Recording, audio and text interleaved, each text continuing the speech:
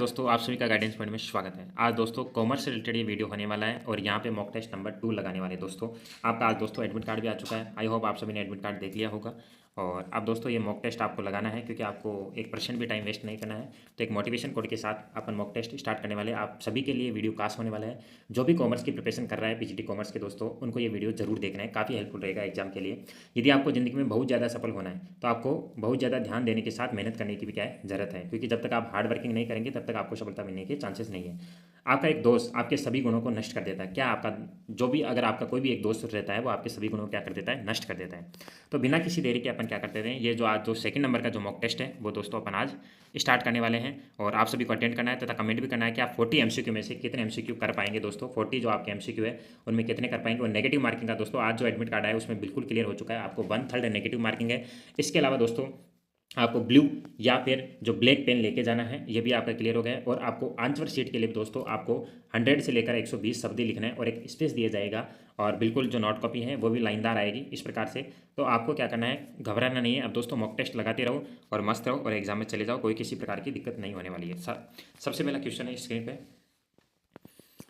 A limited issue 10% debenture of 1000 at a discount of 5%, यानी कि 1 लाख जो डिबेंचर है दोस्तों यहाँ पे इशू किए गए डिस्काउंट 5% डिस्काउंट पे, but redeemable eight A premium of 10%। Second condition में इनका जो रिडीमेबल है वो 10% यहाँ पे प्रीमियम पे दे रखा है। The loss on issue of debentures account will be debited, कि loss on issue of debentures account में कितने अमाउंट डेबिट होने वाली ये आपको यहाँ पे बताना है। तो आपके सामने 4 ऑप्शन है, आंसर दीजिए 5000, 10,000, 15,000, 20,000। फिर इसका आंसर मैं भी बताने का प्रयास करूँगा। तो यहाँ पे दोस्तों जो आंसर बनने वाला है वो बनने वाला है 15,000। कैसे बनने वाला है, यहाँ पे दोस्तों आप यहाँ पे 1 लाख दे रखा है तो 1 लाख का आप 5% निकालोगे तो 5,000 तो यहाँ पे क्या हो गया, अपना डिस्काउंट हो गया। और यहाँ पे redeemable eight A premium of 10% दे रखा है तो 1 लाख का 10% कितना होगा, यहाँ पे 10,000 हो गया। तो यहाँ पे जो आप सेकंड एंट्री करोगे, debenture application and allotment account debit, loss on issue of debentures account, loss on issue of debentures account debit to debentures account to premium और रिडेम्पशन ऑफ डिबेंचर्स अकाउंट। तो यहाँ पे loss on issue of debentures account में दोस्तों 5,000 तो आप discount से क्या होगा, डेबिट होगा, और 10,000 यहाँ पे प्रीमियम से डेबिट होगा, इसलिए टोटल यहाँ पे 15,000 आने वाले हैं। आई होप आपकी ये डाउट क्लियर हो गया होगा। सेकंड क्वेश्चन यहाँ पे देखते हैं, यहाँ पे अकाउंटिंग टू, यहाँ पे Indian accounting standard two inventory should be valued at, यहाँ पे बताना आपको हिस्टोरिकल कॉस्ट है, नेट रिलाइजेबल वैल्यू है, लोअर ऑफ कॉस्ट या नेट रिलाइजेबल वैल्यू या रिप्लेसमेंट कॉस्ट। क्योंकि इंडिया अकाउंटिंग स्टैंडर्ड 2 के अनुसार इन्वेंट्री का मूल्यांकन किस पर किया जाना चाहिए, स्टॉक का मूल्यांकन किस पर किया जाना चाहिए, ये आपको बताना है। 4 ऑप्शन में से एक ऑप्शन चूज करना है। तो यहाँ पे आंसर बनने वाला C, lower of the cost net realisable value, यानी सी ऑप्शन बनने वाला है। नेक्स्ट क्वेश्चन की यहाँ पे बात करें अपन 4 नंबर की, थर्ड नंबर क्वेश्चन है उसकी बात करते हैं। In the absence of a partnership deed the rate of interest on a partner's loan to the firm. Very important question है, इस प्रकार के क्वेश्चन एग्जाम में बहुत बार पूछा जाता है। साझेदारी विलेख की अनुपस्थिति में फर्म को भागीदार के ऋण पर ब्याज की दर क्या होगी। दोस्तों ये एब्सेंस ऑफ पार्टनरशिप है। अगर एब्सेंस ऑफ पार्टनरशिप हो तो वहाँ पे जो प्रॉफिट एंड लॉस है इक्वली डिस्ट्रीब्यूट करते हैं। Interest on capital not allowed, interest on drawings not allowed, remuneration ये भी नॉट अलाउड। बट यहाँ पे कोई पार्टनर एडवांस में कोई भी लोन देता है तो उसको दोस्तों 6% पर एनम से क्या दिया जाता है, इंटरेस्ट दिया जाता है। तो बी ऑप्शन यहाँ पे करेक्ट होने वाला है। वेरी इंपॉर्टेंट क्वेश्चन है। 4 नंबर क्वेश्चन है, राइट शेयर किसे पेश किए जाते हैं, कि राइट शेयर आर ऑफर्ड, इनकी जनरल पब्लिक को, एक्सेप्टिंग शेयर होल्डर को, डायरेक्टर को या इंस्टीट्यूशनल इन्वेस्टर को, किसको किए जाते हैं ये आपको बताना है जो राइट शेयर होते हैं। तो यहाँ पे जो राइट शेयर का आंसर बनने वाला है एक्सेप्टिंग शेयर होल्डर को, तो यहाँ पे बी ऑप्शन बनने वाला है। नेक्स्ट क्वेश्चन देखते हैं बिना किसी देरी के। और आपको दोस्तों कमेंट बॉक्स में कमेंट करना है कि कितने क्वेश्चन आप सही कर पा रहे हो नेगेटिव मार्किंग काटने के बाद में। और डिस्क्रिप्टिव क्वेश्चन भी आपको देखना है। डिस्क्रिप्टिव क्वेश्चन भी दोस्तों मैं 15 लेके आया हूँ, वो भी आपको देखना आप कितने अटेम्प्ट कर पा रहे हो। दोस्तों इस समय आपको पूरा अगर मॉक टेस्ट आप हल कर पा रहे हो तो आपके लिए बहुत ही अच्छा है। In a cash flow statement proceed from the issue of shares at a premium is classified under. तो यहाँ पे दिया है कि नगद प्रवाह विवरण में प्रीमियम पर शेयर जारी करने से प्राप्त आय को किसके अंतर्गत वर्गीकृत किया जाता है, operating activity, investing activity, financing activity या कैश इक्विवेलेंट, किसमें वर्गीकृत किया जाता है ये आपको बताना है। कि प्रीमियम पर शेयर जारी करने से जो प्राप्त जो इनकम होगी उसको किसके अंतर्गत, तो ये होगा दोस्तों फाइनेंसिंग एक्टिविटी होगी। यहाँ पे सी पॉइंट यहाँ पे देखने वाले, यानी सी आंसर होने वाला है। बात करते हैं यहाँ पे 6 नंबर क्वेश्चन की। 6 नंबर क्वेश्चन पूछा गया है यहाँ पे एक तो दोस्तों अभिकथन दे रखा है, दूसरा यहाँ पे आपको कारण दे रखा है। अभिकथन फर्स्ट है, current ratio is 2:1, if a company pay is current liability the ratio will improve. Reason दे रखा है, both current assets and current liabilities decrease by the same amount, यानी यदि कंपनी, यदि यहाँ पे अभिकथन देखो चालू अनुपात 2:1 है, यदि कंपनी अपनी चालू देनदारी का भुगतान करती है तो अनुपात में सुधार होगा। कारण क्या दे रखा है, चालू संपत्ति और चालू देनदारी दोनों समान राशि से क्या हो, कम हो। तो यहाँ पे आपको ऑप्शन चूज करना है। फर्स्ट ऑप्शन है both A and R true है, आर इज करेक्ट और एक्सप्लेनेशन भी दे रखा है। बी ऑप्शन है both A and R true but R is not correct explanation. C A is true but R is false. D option है A is false but R is true. तो यहाँ पे आपको आंसर बताना है। तो यहाँ पे दोस्तों ए ऑप्शन बनने वाला है, both A and R true है और आर इज करेक्ट एक्सप्लेनेशन है। ए ऑप्शन यहाँ पे करेक्ट है 6 का। यहाँ पे 7 नंबर क्वेश्चन देखते हैं अपन। 7 नंबर क्वेश्चन है A B and C are partner. यहाँ पे 3 पार्टनर हैं जिसमें से दोस्तों सी रिटायर हो जाता है। The gaining ratio of A and B का 2:1 है। द ओल्ड रेशो 3:2:1 है। तो न्यू रेशो क्या होने वाला है ये आपको बताना है दोस्तों। यहाँ पे 3 पार्टनर दे रखे हैं जिसमें सी पार्टनर दोस्तों रिटायर हो जाता है। तो यहाँ पे गेनिंग रेशो भी दे रखा है और यहाँ पे ओल्ड रेशो भी दे रखा है। तो हमें न्यू रेशो निकालेंगे। तो आपको निकालना है सबसे पहले, फिर मैं बताऊँगा आपको किस प्रकार निकलेगा। तो दोस्तों न्यू रेशो का जो फॉर्मूला होता है, न्यू रेशो का फॉर्मूला किस प्रकार होता है, ओल्ड प्लस गेन रेशो। अगर आप यहाँ पे डायरेक्टली ओल्ड भी दे रखा है 3:2:1 और यहाँ पे गेन रेशो भी दे रखा है, इस फॉर्मूले में अकॉर्डिंग अगर आप सॉल्व करोगे तो इसका आंसर आएगा 11:7। आप सॉल्व कर लेना, अगर आपसे सॉल्व नहीं होता है तो आपको कमेंट करना है। अब नेक्स्ट क्वेश्चन देखते हैं। यहाँ पे 8 नंबर क्वेश्चन है, which of the following is not a capital expenditure. निम्न में से कौन सा पूंजीगत व्यय नहीं है ये आपको बताना है। Cost of issuing share, legal expenses for the purchase of land, wages paid for the installation of machinery, overall expenses of A second hand engine. तो बताना है यहाँ पे कौन सा आपका आंसर बनने वाला है। तो यहाँ पे जो आंसर बनने वाला है A option, cost of issuing share. Next question की बात करें यहाँ पे अपन,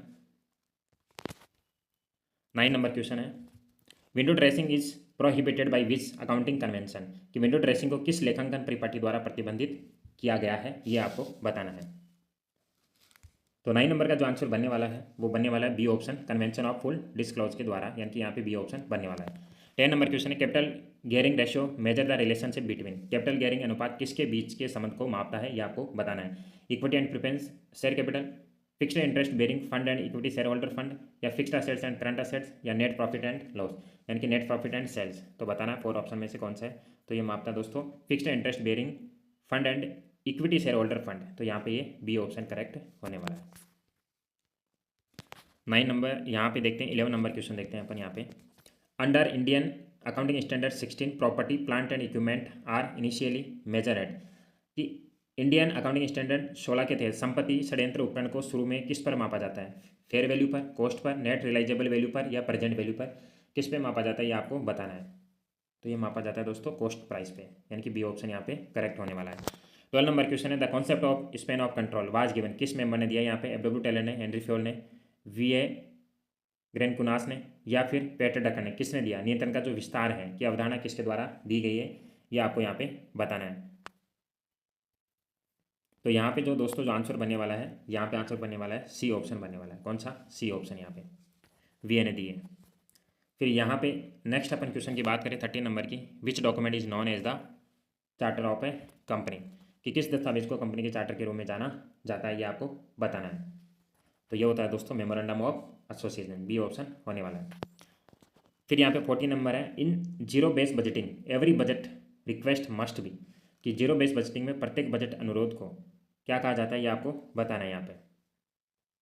यहाँ पे adjusted for inflation, evaluated from scratch zero, linked to last year performance, fixed by the government. तो क्या कहा जाता है आपको बताना है। तो 14 का जो आंसर होने वाला है बी ऑप्शन है यहाँ पे। 15 नंबर क्वेश्चन देखते हैं अपन यहाँ पे, what is the maximum limit of deduction under section 80C of income tax act. तो दोस्तों ये जो 80C सेक्शन के अकॉर्डिंग अगर आप यहाँ पे अपन लिमिट देखें, आयकर अधिनियम की धारा 80C के तहत कटौती की अधिकतम सीमा देखें 150, यहाँ पे आपको बी ऑप्शन करेक्ट है। फिर देखते हैं GST is a dash best tax on the consumption of goods and service, origin, destination, dividend, fixed है। जीएसटी माल और सेवा की खपत पर आधारित ये क्या है, एक डेस्टिनेशन टेस्ट है, यानी कि ये बी ऑप्शन यहाँ पे करेक्ट होने वाला है। 70 नंबर यहाँ पे क्वेश्चन देखते हैं अपन, इफ डेप्ट is 2 lakh and equity 5 lakh, what is the डेप्ट टू इक्विटी रेशो। तो यहाँ पे अपन को डेप्ट टू इक्विटी रेशो निकालना है। तो डेप्ट टू इक्विटी रेशो का फॉर्मूला होता है डेप्ट अपॉन इक्विटी। डेप्ट अपॉन क्या होता है, इक्विटी। यहाँ पे डेप्ट कितने दे रखे हैं, 2 लाख दे रखे हैं, कितने, 2 लाख, और इक्विटी कितना दे रखा है, 5 लाख। तो इससे अगर आप डिवाइड करोगे तो आपका आंसर क्या होने वाला है, 0.4:1, यानी कि यहाँ पे ये ऑप्शन आंसर। 18 नंबर क्वेश्चन देखते हैं, which training method is most suitable for on the job training. Lectures है, अप्रेंटिसशिप है, केस स्टडी है, वेस्टिबुल ट्रेनिंग है, ऑन द जॉब प्रशिक्षण के लिए कौन सी विधि सबसे उपयुक्त मानी जाती है आपको बताना है। तो यहाँ पे जो आंसर बनने वाला है वो दोस्तों आंसर बनने वाला है बी ऑप्शन बनने वाला है, अप्रेंटिसशिप। यहाँ पे ये आंसर बनने वाला है। नेक्स्ट क्वेश्चन देखते हैं 19 नंबर क्वेश्चन यहाँ पे आपके सामने स्क्रीन पे। The difference between standard cost and actual cost is known as, कि मानक लागत और वास्तविक लागत के बीच के अंतर को क्या कहा जाता है। तो प्रॉफिट, वेरिएंस, मार्जिन या लॉस, तो क्या कहा जाता है, वेरिएंस कहा जाता है। या बी ऑप्शन करेक्ट है। Who is the lender of last resort in India, SBI, ministry of finance, RBI या सेबी। भारत में अंतिम ऋणदाता कौन है ये आपको बताना है। 4 ऑप्शन आपके सामने, तो वो कौन है दोस्तों, आरबीआई है। यहाँ पे सी ऑप्शन बनने वाला है। नेक्स्ट क्वेश्चन की बात करें यहाँ पे 21 नंबर क्वेश्चन की बात करते हैं। यहाँ पे क्वेश्चन है which audit is conduct between two annual audit to declare interim dividend, अंतरिम लाभांश घोषित करने के लिए 2 वार्षिक ऑडिट के बीच कौन सा ऑडिट किया जाता है। तो continuous audit, interim audit, partial audit या स्टैट्यूटरी ऑडिट। तो ये कौन सा होता है, इंटरिम ऑडिट होता है, यानी कि बी ऑप्शन यहाँ पे करेक्ट है।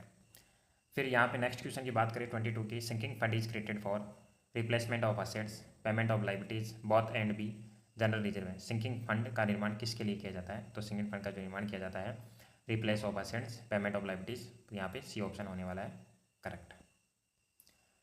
नेक्स्ट क्वेश्चन की बात करें यहाँ पे 23 नंबर क्वेश्चन है,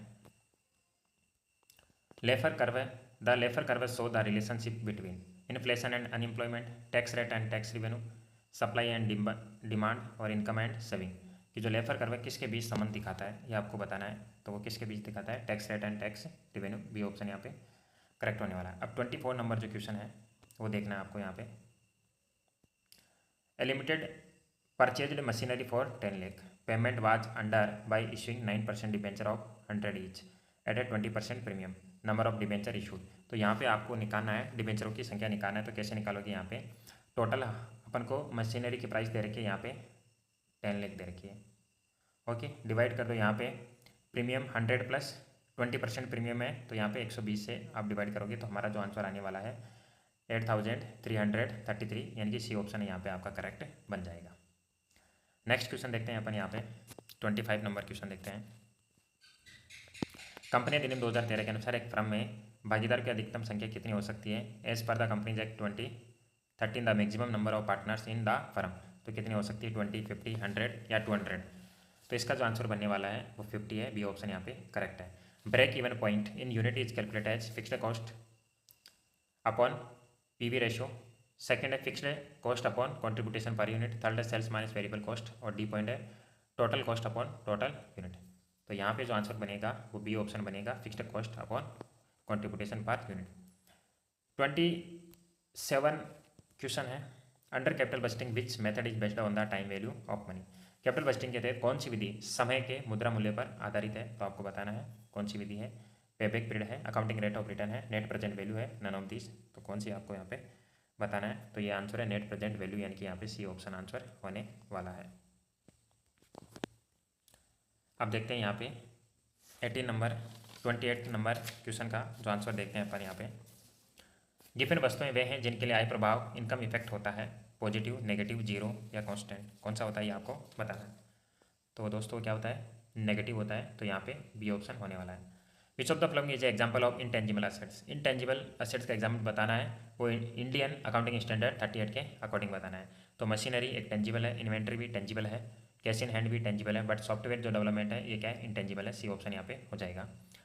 फिर नेक्स्ट है 30 नंबर क्वेश्चन, मोटिवेशन हाइजीन यानी कि स्वच्छता सिद्धांत theory was propounded by Abraham Maslow, Frederick Herzberg या डगलस एम एस ग्रेगर या अल्टन मायो। तो किसके द्वारा दिया गया है प्रेरणा स्वच्छता सिद्धांत। तो ये दिया गया है फेडरिक हर्ट्जबर्ग के द्वारा, यानी बी ऑप्शन यहाँ पे होने वाला है। फिर नेक्स्ट 31 नंबर क्वेश्चन है, which of the following is not a qualitative characteristics of accounting information as per. तो रिलायबिलिटी है, कंपेरेबिलिटी है, अंडरस्टैंडेबिलिटी है, मेटलिटी है। तो आपको यहाँ पे बताना है, 31 का आंसर बताना है। तो 31 का आंसर होने वाला है डी ऑप्शन यहाँ पे आंसर है। According to the going concept a business is viewed as a having a limited life, an indefinite life, a life of 50 year, a life depended on the owner. तो सतत संस्थान अवधारणा के अनुसार एक व्यवसाय को क्या माना जाता है, तो वो लॉन्ग टर्म चलेगा, तो वो कौन सा है, एन इंडेफिनाइट लाइफ, यानी कि बी ऑप्शन होने वाला है, अनंत समय तक चलेगा। यहाँ पे फिर है 1933 नंबर क्वेश्चन देखते हैं अपन। If a machinery is purchased for 5 lakh and its scrap value is 50 with a life of 10 year, what is depreciation amount under the SLM method के अकॉर्डिंग आपको, स्ट्रेट लाइन मेथड के अकॉर्डिंग आपको क्या करना है, डेप्रिसिएशन चार्ज करना है यहाँ पे। तो कैसे निकालोगे, इसका एक फॉर्मूला होता है cost minus scrap value upon life. तो यहाँ पे आप निकालोगे कॉस्ट 5 लाख है और यहाँ पे स्क्रैप वैल्यू दे रखी है 50, 5 लाख माइनस 50, तो यहाँ हो जाएंगे 4,50,000, लाइफ दे रखी है अपन को 10 ईयर, इससे जीरो किया तो 45,000 हमारा बी ऑप्शन यहाँ पे करेक्ट होने वाला है। फिर बात करें यहाँ पे 34 की, fuel principle of management Mphasis Spirit D corpus which mean, कि फ्यूल के प्रबंध सिद्धांतों में एस्पिरिट डी कॉर्पस का अर्थ क्या है, ये आपको यहाँ पे बताना है। ऑर्डर है, टीम स्पिरिट है, डिसिप्लिन है, डिवीजन ऑफ वर्क है, ये आपको यहाँ पे बताना है। तो इसका आंसर होने वाला है टीम स्पिरिट, यानी कि बी ऑप्शन है। फिर नेक्स्ट यहाँ पे 35 नंबर क्वेश्चन देखते हैं अपन। Under the Consumer Protection Act 2019, a complaint can be filed in the District Commission if the value of goods service does not exceed। उपभोक्ता संरक्षण अधिनियम 2019 के तहत जिला आयोग में शिकायत दर्ज की जा सकती है यदि मूल्य से अधिक न हो। तो दोस्तों इस समय थोड़े चेंजेस हो गए, आपको यहाँ पे लेटेस्ट ध्यान रखना है। तो लेटेस्ट चीज़ का आंसर बनने वाला है 1 करोड़ बनने वाला है। जब डिस्ट्रिक्ट लेवल की बात की जाए तो 1 करोड़ है, और यहाँ पे स्टेट लेवल की 1 to 10 करोड़ मान सकते हो, और नेशनल लेवल की बात करें तो 10 करोड़ यहाँ पे अबाव मानेंगे। 10 करोड़ क्या मानेंगे, अबाव मानेंगे, ये बात आपको ध्यान में रखनी है। फिर बात करें in matrix organisation there is violation of which principle, कि मैट्रिक्स संगठन में किस सिद्धांत का उल्लंघन होता है, स्केलर चेन का, यूनिटी ऑफ कमांड का, यूनिटी ऑफ डायरेक्शन का, इक्विटी का, किसका होता है, ये आपको बताना है। 36 का आंसर बताना आपको। तो 36 का आंसर होने वाला है यूनिटी ऑफ कमांड है, यूनिटी ऑफ कमांड यानी बी ऑप्शन आपका होने वाला है। फिर नेक्स्ट यहाँ पे देखते हैं अपन 37 क्वेश्चन देखते हैं। Sweat equity share are issued, कि जो स्वेट इक्विटी शेयर है वो किनको जारी किए जाते हैं, ये आपको यहाँ पे बताना है। जनरल पब्लिक को, एक्सेप्टिंग शेयर होल्डर को, एम्प्लॉय या डायरेक्टर को, या फिर प्रमोटर को, किनको किया जाता है, तो ये किया जाता है यहाँ पे एम्प्लॉय या डायरेक्टर को किया जाता है, यानी सी ऑप्शन यहाँ पे आपका करेक्ट आंसर है। Which of the following is an example of capital expenditure, यहाँ पे आपको पूंजीगत व्यय का एक एग्जाम्पल आइडेंटिफिकेशन करना है। Repair of machinery, white washing of building है, installation cost of new plant है, सैलरी ऑफ ऑफिस स्टाफ है, कौन सा एग्जाम्पल है पूंजीगत व्यय का, ये आपको यहाँ पे बताना है। तो 30 का जो आंसर बनने वाला है installation cost of new plant, ये क्या है, आपने कोई न्यू प्लांट लिया है, इंस्टॉलेशन किया है, तो ये क्या है यहाँ पे कैपिटल एक्सपेंडिट्यूर का एग्जाम्पल माना जाएगा। नेक्स्ट बात करें यहाँ पे अपन 39 नंबर क्वेश्चन की बात करते हैं। यहाँ पे अपन 39 नंबर क्वेश्चन है, द रिलेशन से बिटवीन प्लानिंग एंड कंट्रोलिंग में कौन सा रिलेशन है नियोजन और नियंत्रण के बीच संबंध बताना है। Independent, planning is forward looking, controlling is backward looking, both are inter related and interdependent, planning is a part of controlling, तो कौन सा है आपको यहाँ पे बताना है। 39 का आंसर बताना है। तो यहाँ पे दोस्तों क्या है, both are inter related and interdependent, यानी कि यहाँ पे सी ऑप्शन होने वाला है।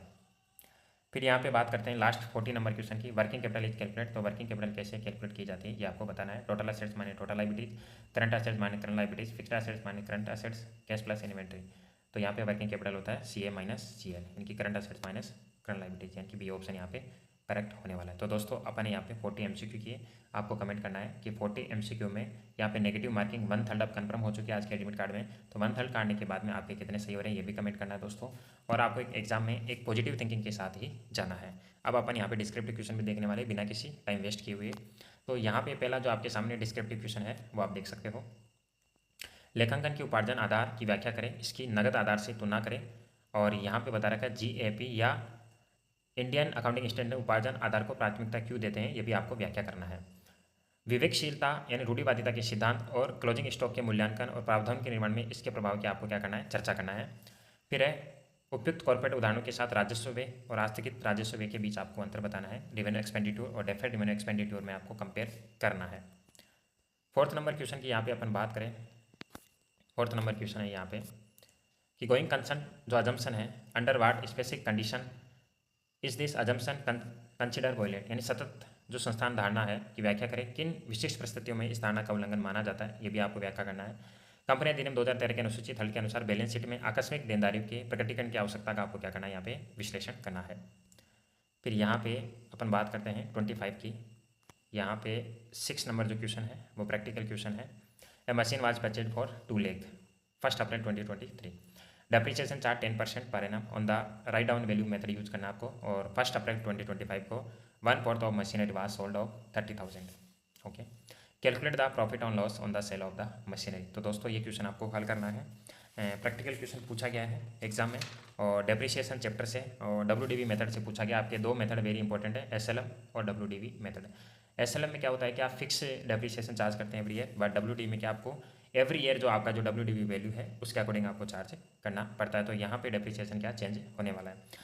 अब आप खुद भी यहाँ पे कर सकते हो, ट्राई कर सकते हो। आपकी कॉस्ट कितनी दे रखी है, 2 लाख है। ओके, अब 2 लाख का अगर आप 1/4 पार्ट निकालोगे यहाँ पे तो WDV मेथड से, तो कितना हो जाएगा, 50,000 हो जाएगा। तो यहाँ पे आप खुद भी सॉल्व कर सकते हो। अगर आपसे सॉल्व नहीं हो तो आप कमेंट बॉक्स में ज़रूर लिखना, फिर आपको बता दिया जाएगा। तो इस प्रकार क्वेश्चन आपको हल करना है। फिर है 20, नेक्स्ट देखते हैं 7 नंबर जो क्वेश्चन की बात करते हैं। 7 नंबर क्वेश्चन है, X and Y share profit in the 3:2. Z is admitted for 1/5 share. Z bring 50 as a capital but is unable to bring his share of goodwill. In case the goodwill of the firm is valued at 150, pass the general entries for the treatment of goodwill. तो यहाँ पे आपको कुछ general entries बताने हैं।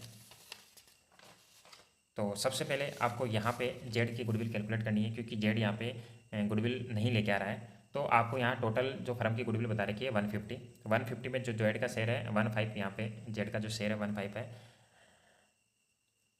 अब यहाँ पे X और Y share profit 3:2। Z is admitted for 1/5। Z bring 50,000 यहाँ पे कैपिटल ब्रिंग कर रहा है। तो यहाँ पे अपन निकालेंगे 1। अब फर्म की जो टोटल गुडविल है 150 है, तो 150 का अपन 1/5 निकाल लेते हैं। तो यहाँ पे हमारे पास जो आंसर आने वाला है 30,000। क्या आने वाला है, 30,000। यहाँ पे जो गुडविल है यहाँ पे किसकी हो जाएगी, Z की गुडविल हो जाएगी।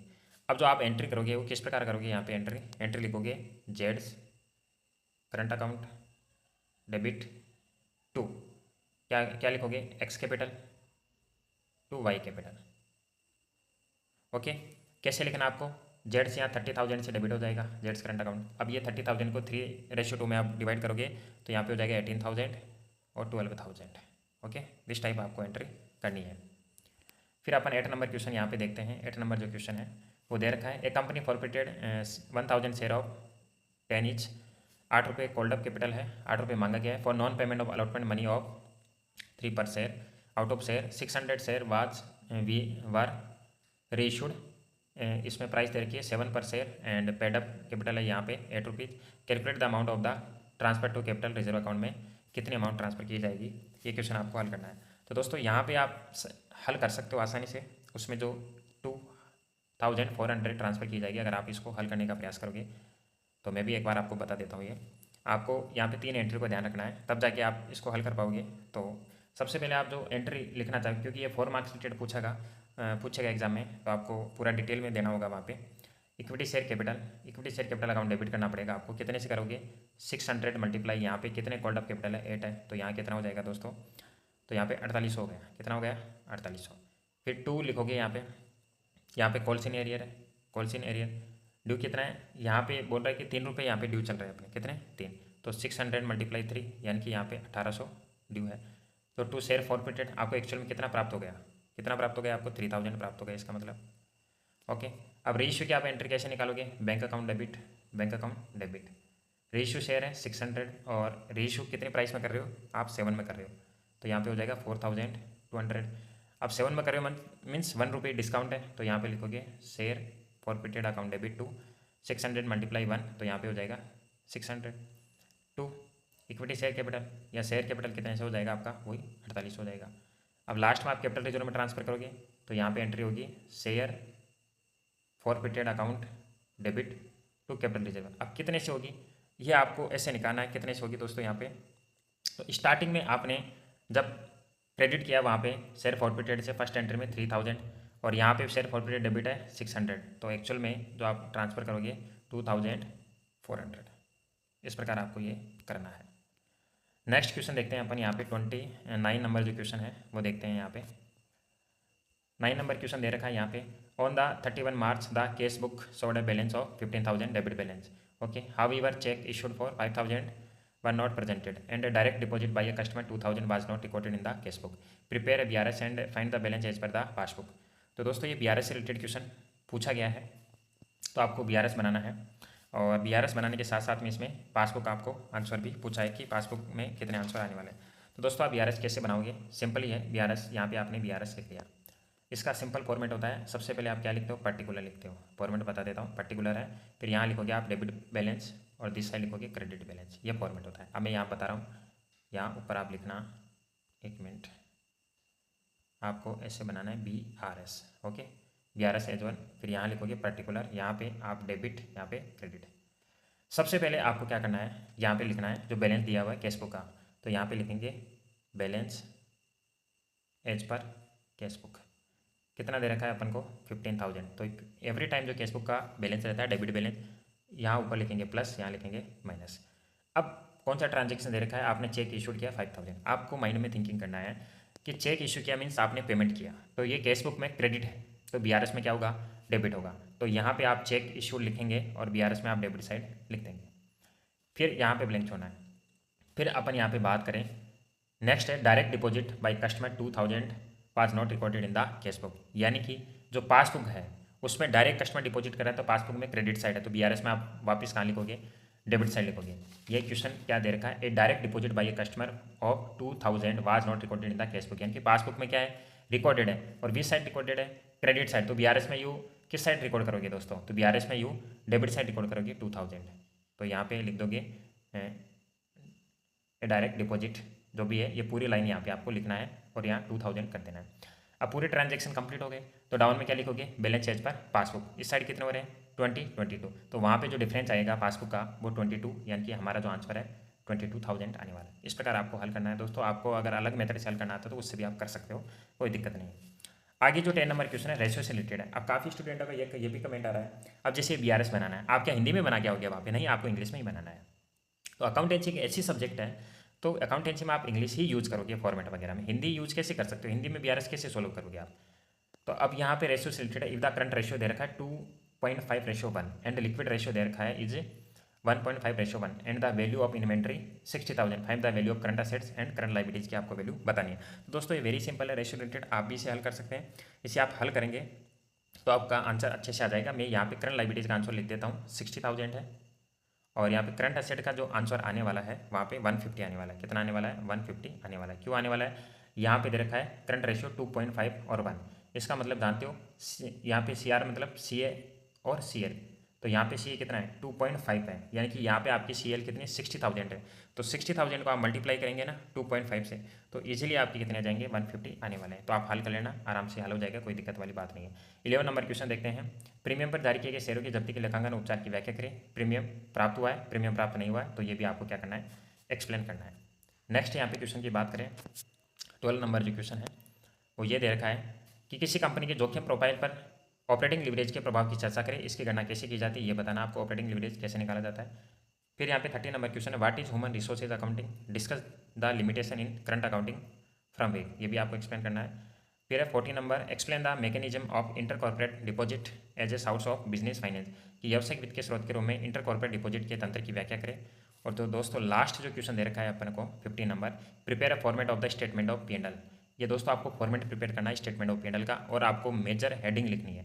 जैसे सबसे पहले आप P&L का स्टेटमेंट ऑफ P&L का क्या लिखेंगे, सबसे पहले रेवेन्यू फ्रॉम ऑपरेशन है, दिस टाइप है, अदर इनकम है, टोटल रेवेन्यू है, फिर आप लेस करेंगे एक्सपेंसेज है, cost of material goods sold है, फाइनेंस कॉस्ट है, this type employ benefit expenses है, अदर एक्सपेंसेज है, टोटल एक्सपेंसेज है। फिर आपका क्या आ जाएगा दोस्तों, यहाँ पे प्रॉफिट बिफोर टैक्स आ जाएगा, फिर यहाँ पे लेस टैक्स होगा, प्रॉफिट आफ्टर टैक्स आएगा। ये 7 जो टोटल मेजर जो आपको हेडिंग है ये आपको इस प्रकार लिखनी है। तो दोस्तों यहाँ पे अपन ने टोटल 40 MCQ कर लिए हैं और यहाँ पे 15 डिस्क्रिप्टिव क्वेश्चन कर लिया। आपको कमेंट बॉक्स में करना है कि आप 40 MCQ में से नेगेटिव मार्किंग के बाद में कितने कर रहे हैं और डिस्क्रिप्टिव क्वेश्चन आप कितने अटेम्प्ट कर पा रहे हैं। दोस्तों आपके पास बहुत ही कम समय है, तो इस समय आपके लिए ये मॉक टेस्ट बहुत ही इंपॉर्टेंट होने वाला है। तो ऐसे मॉक टेस्ट आप लगाते रहिए, मस्त रहिए और एग्जाम में जाइए, आपका श्योरली सिलेक्शन हो जाएगा। और जो भी चैनल पर नए हैं कृपया वो चैनल को सब्सक्राइब भी करें तथा अपने दोस्तों में ज़्यादा से ज़्यादा शेयर करें। भाई आपके लिए एक इतनी मेहनत के बाद में वीडियो बनाया जाता है, तो आपका भी एक इतना सा तो फर्ज बनता है कि कम से कम एक लाइक, कमेंट और शेयर तो कर ही सकते हैं। Thank you.